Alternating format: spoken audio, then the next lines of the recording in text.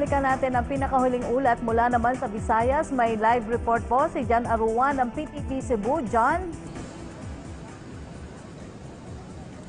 Yusik Rocky, nais ng DepEd 7 na ibalik ang face-to-face classes ngayong buwan ng Disyembre sa mga piling lugar sa rehiyon na walang gaanong kaso ng COVID. Sang-ayon naman dito si Cebu Governor Gwen Garcia.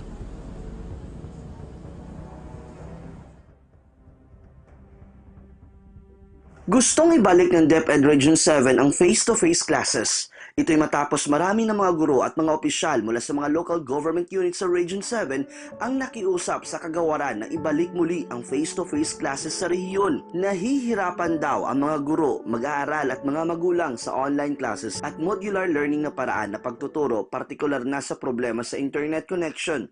Ayon kay Dr. Salustiano Jimenez ng DepEd 7 na nais nilang gawing 2 araw sa isang linggo ang face-to-face classes. Ang natitirang 3 araw ay ilalaan para sa paggamit ng modules at radio-based instructions sa mga mag-aaral. 2 days maximum face-to-face per week with 50% capacity. Suportado naman ni Cebu Governor Gwen Garcia ang naturang hakbang ng DepEd 7. Dapat rin daw na isagawa ito sa mga lugar na wala ng kaso ng COVID. I think it's about time because we are seeing that these modules are not working. More so, kaning online, it is important that there is some form of interaction. Nakita rin ni Garcia na karamihan sa mga estudyante ay wala nang natutunan dahil mga magulang na ang sumasagot ng mga modules ng kanilang mga anak. Isa ni fill up ana ang estudyante o ang inahan. Basi inipaso sa valedictorian, ang inahan mo yung paso.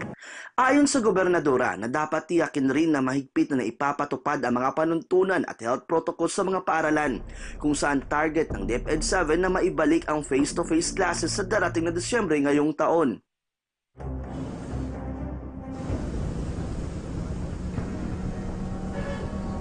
Yusik Rocky, naprubahan na ng Regional IATF ang naturang proposal ng DepEd 7 at naisumiti na ito sa National IATF at hinihintay na lang ang desisyon ni Pangulong Rodrigo Duterte.